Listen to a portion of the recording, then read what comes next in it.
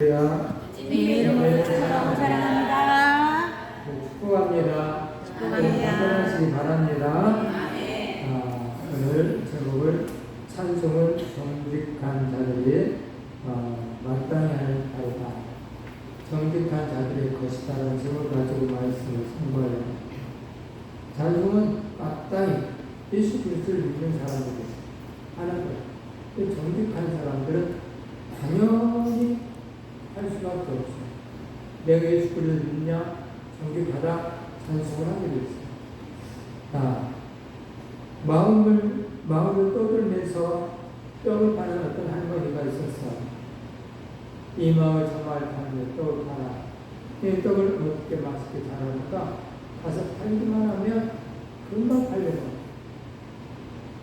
근데 이 할머니는 목적이 있었어. 그 목적이 이루어지지 아니하니까 할머니는 실망하고 했어. 왜냐?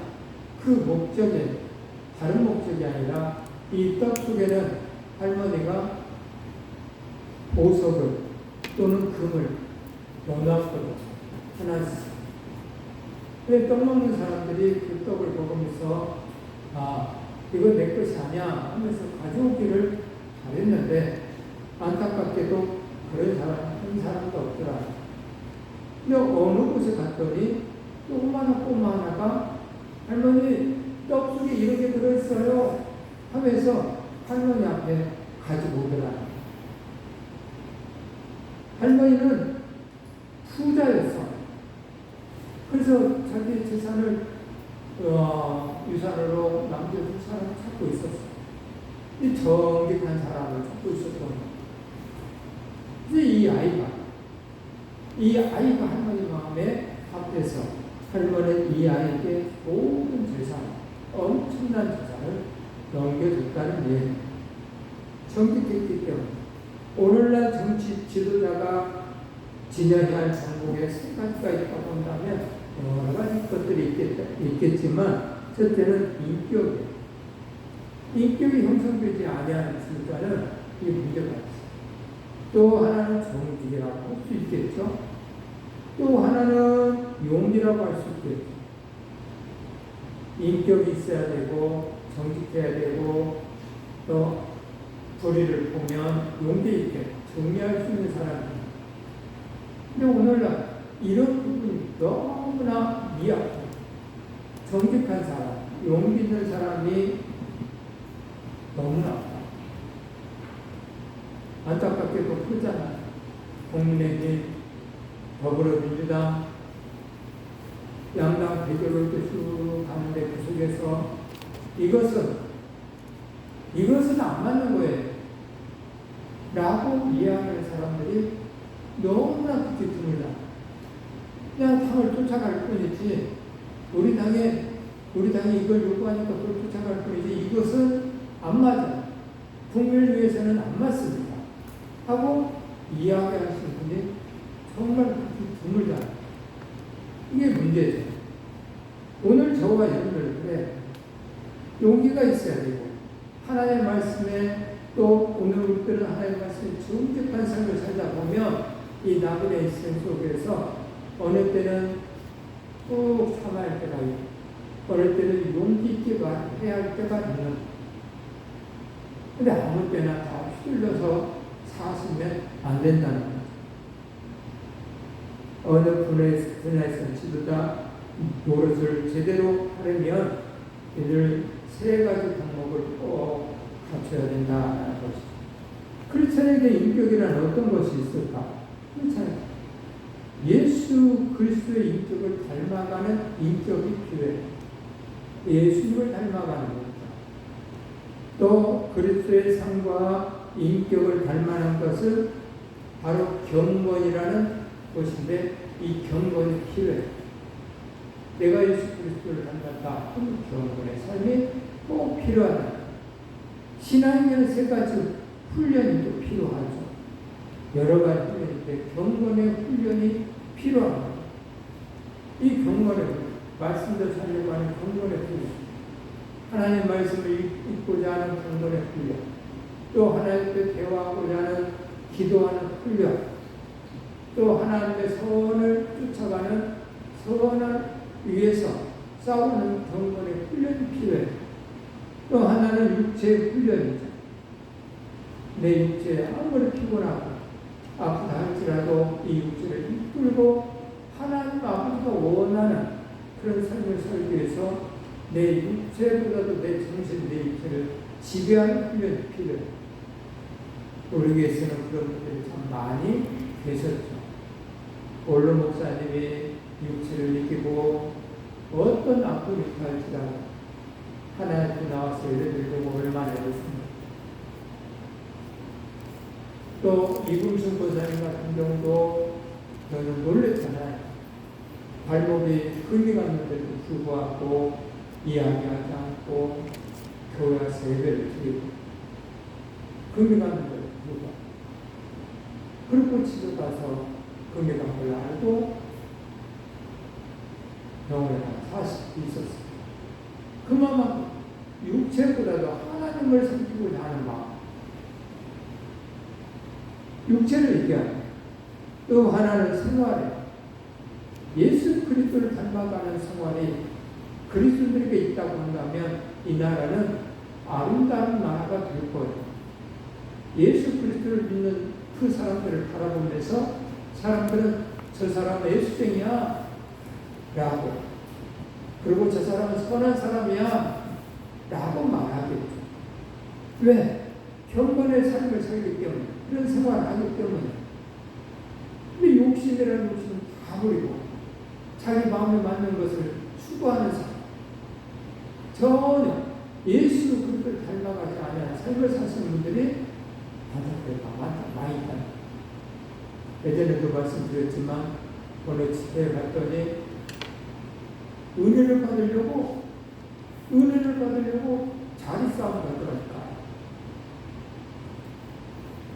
은혜의 장소에 가서 은혜를 받으려고 하면 기도하고 묵상하고 오늘 어떤 말씀 들을까 이걸 해야 되는데, 어느 자리에 앉아야 잘 들리나 거기서 은혜를 받아야 되겠다, 이게 중점이 돼가지고 중심돼가지고 그 자리를 차지하려고 싸우고 있더라.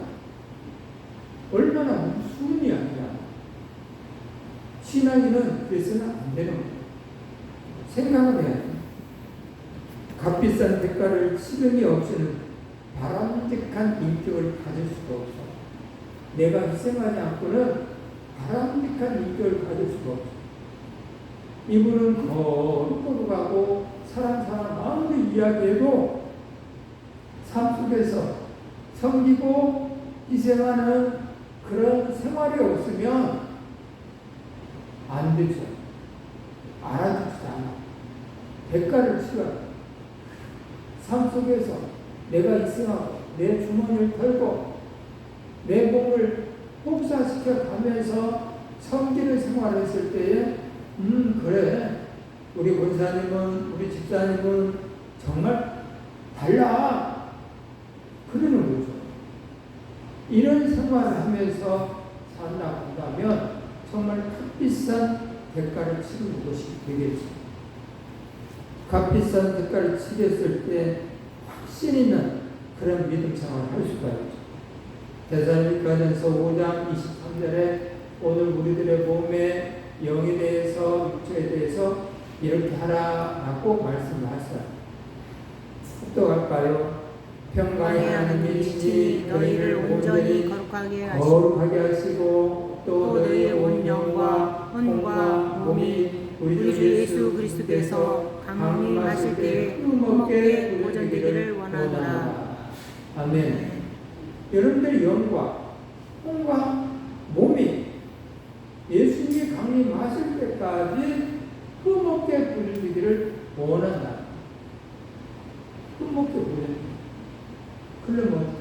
성령 충만하다. 그래서 데살로니가 5장 23절 쭉 위에 보면 항상 쉬지 말고 기도하라. 범사에 감사하라. 이는 그리스도 예수 안에서 너희를 향하신 하나님의 뜻이니라. 그리고 성령을 소멸치 말며 라고 가르쳐요. 악은 모든 모양이라도 버려라. 말씀하시오. 예언을 멸실치 말아라. 말씀을 멸실치 말아라. 이 많은 사람들이 이 예언을 멸시해요. 하나님의 말씀을 멸시해요. 귀하게 여기면 말씀을 보게 되어 있어요. 말씀을 듣게 되어 있어요. 귀하게 여기면. 근데 멸시하는 사람이 오늘 저와 여러분들이 하나님의 말씀을 멸시하고 있지 않습니까? 오늘 이 자리에 와서 하나님의 말씀을 봤어요. 들었어요. 그리고 한 주간 내내 하나님의 말씀을 보지 아니하고 삶을 산다고 한다면 멸시하고 사는 거예요. 그러면 하나님 사랑합니다. 앞뒤가 안 맞는 말을 해서는 안 돼요. 이 예언의 말씀을 멸시해서는 안 된다 라고 얘기합니다. 그러므로 저와 여러분들이 한 주간의 삶 속에 이 하나님의 말씀을 꼭 읽는 그런 삶을 사시길 바랍니다. 이런 사람들은 하나님의 선하신 뜻을 알아. 정직한 자가 어떻게 해야 되는가? 하나님을 믿는 사람이 어떻게 하는가? 알게 됩니다. 그래서 찬송은 정직한 자들의 부르는 하나님의 향한 노래다. 그래서 하나님을 믿는 하나님의 사람들은 늘 하나님을 찬송하며 살아갑니다. 삶이 힘들어도 하나님 말씀하신 말씀에 따라 범사에 감사하라고 했으니 감사해야지. 항상 기뻐하라고 했으니 찬송으로 하나님을 기뻐 찬송하며 사는데 영광 올려야지. 하며 사는 거야. 어저께 명절에 우리 친구와 전주에 왔다 갔는데 너무 힘들더라. 아마 그 친구에 비하면 여러분들은 지금 삶을 살고 있을 거라 생각합니다. 뭐니 해도 자식 농사가 정말 잘 돼야 된다. 자식 농사.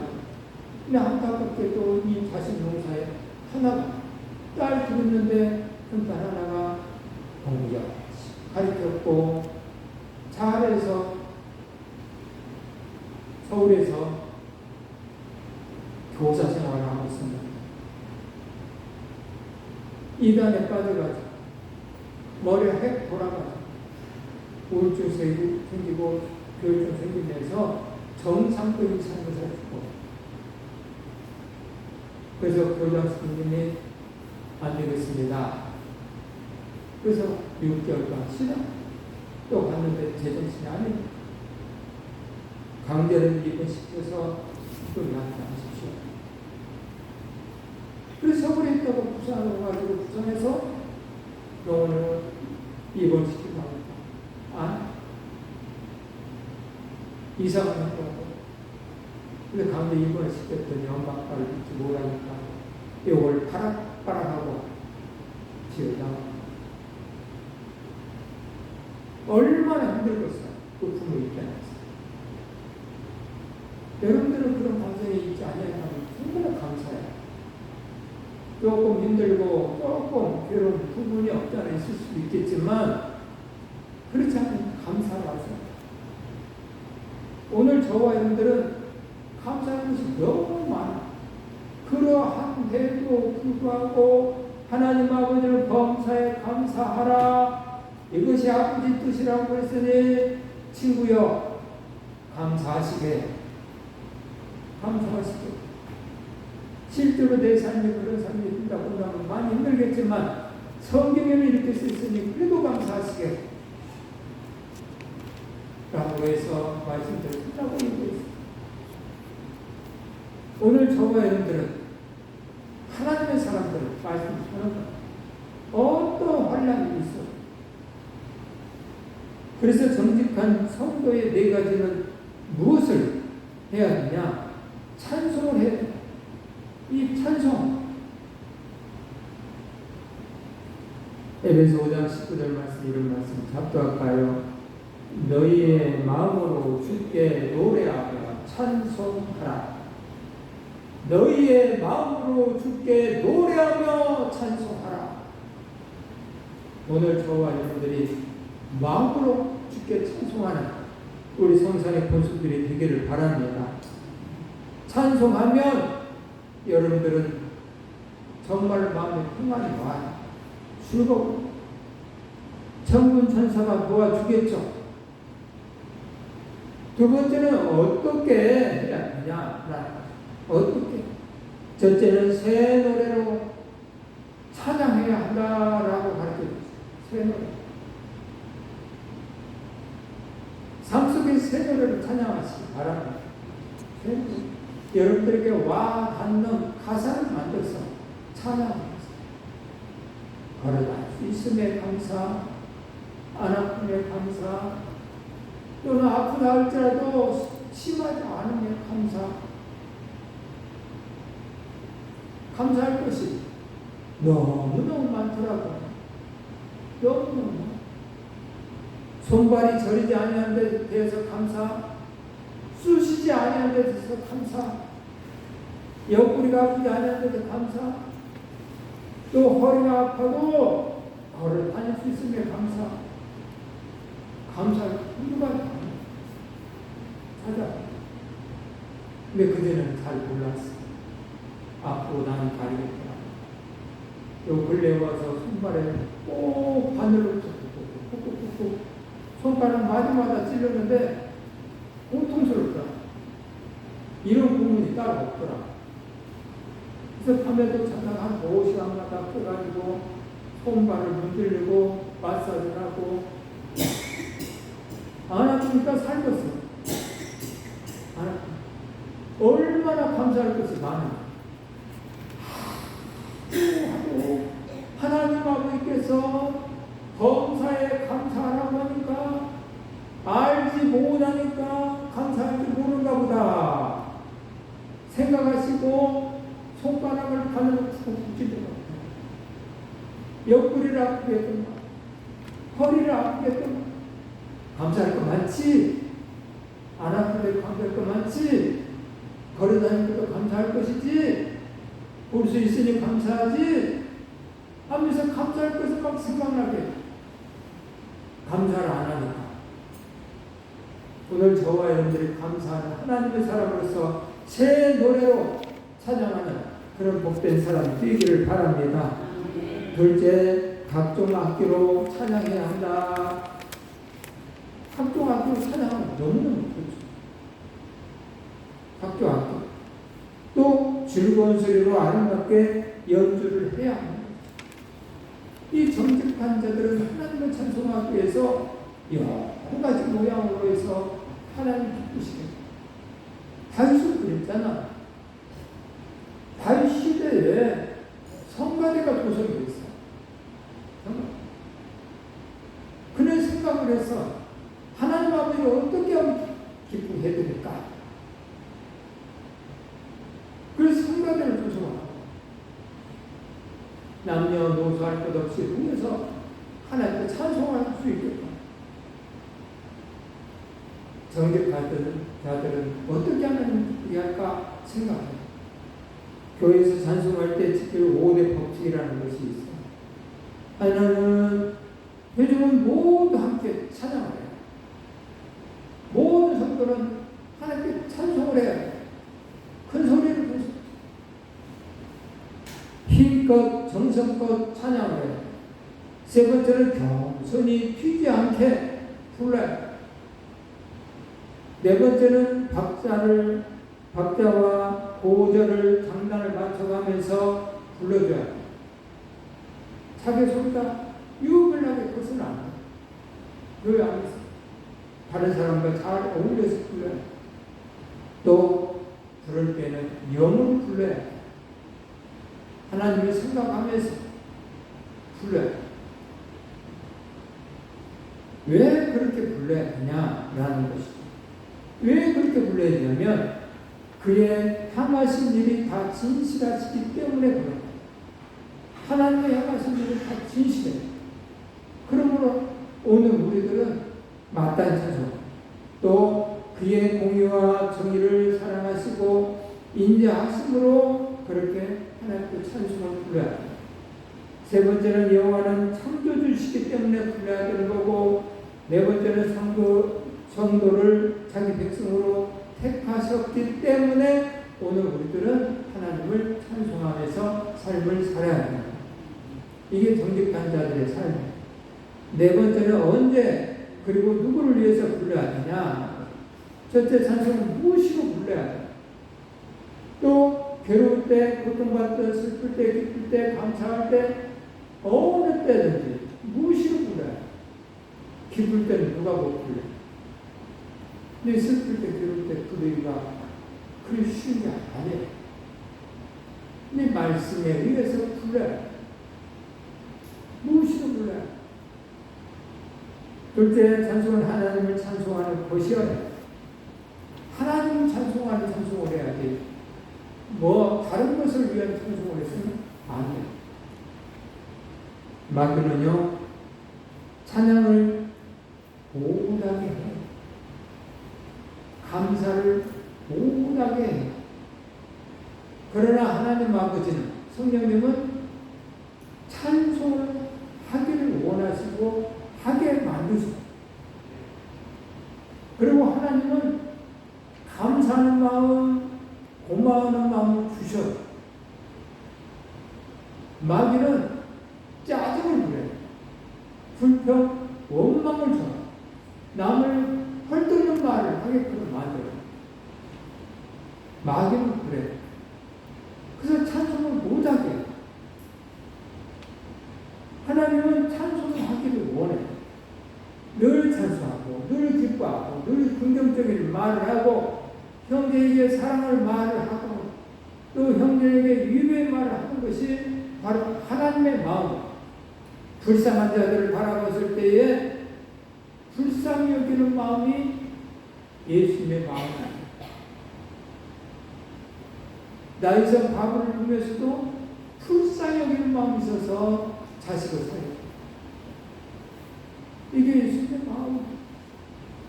마귀는 그렇지 않아. 마귀는 마귀 같은 행동을 해요. 그래서 예수님은 그런 사람을 뭐라고 해요? 마귀라고 얘기해요. 그런 사람. 베드로가 예수님은 절대 믿지 않습니다 라고 했을 때 예수님은 베드로를 사단아 물러가라 라고 말씀하셨어요. 왜 내가 아버지의 뜻대로 해야 할 일을 해야 하는데 왜 못하게 하느냐 하면서 사단이라고 합니다. 다른 유다는 마귀가 사단이 그 속에 들어가면 예수님을 팔았다. 사단. 오늘 저와 여러분들은 사단이 못하게 하는 이 찬양 꼭 하시기 바랍니다. 아침에 일어나서 찬송하시기 바랍니다. 저녁에도 찬송하시고, 일할 때도 찬송하시고, 설거지 할 때도 찬송하세요. 걸그럭 장단에 맞춰 찬송하세요. 하나님 이뻐하시는 일이에요. 그래서 이 찬송은 어느 때까지 하냐? 어느 때까지 하냐면 죽음의 이슬이 눈썹 위에 차갑게 얹힐 때까지 늘 찬양하는 우리 성산의 권속들이 되시기를 주님의 이름으로 소원 성취하시기를 바랍니다. 우리 성가 대원들도 역시 늘 찬송이, 감사의 찬송이 30일 넘치면 여러분의 생은 감사가 넘쳐날 수 있는 것들로 채워주십니다. 직장 생활하는 데도 늘 감사하고 행복해하는 사람과 함께하고 싶어서 사람들이 붙어요. 근데 옳고 그름에 대해서 지적들을 쌓고 남 황당하고 그러면 나도 싫지만 다른 사람들이 싫어서 안 붙어요. 근데 그 입술에 찬송이 흘러나오면, 기쁨의 소리가 흘러나오면 사람들 달라붙어요. 그러므로 오늘 저와 여러분들이 늘 찬송하는 우리 성산의 권속들과 더불어서 우리 성가 대원들이 꼭 되기를 주님의 이름으로 축복합니다. 아멘. 축복.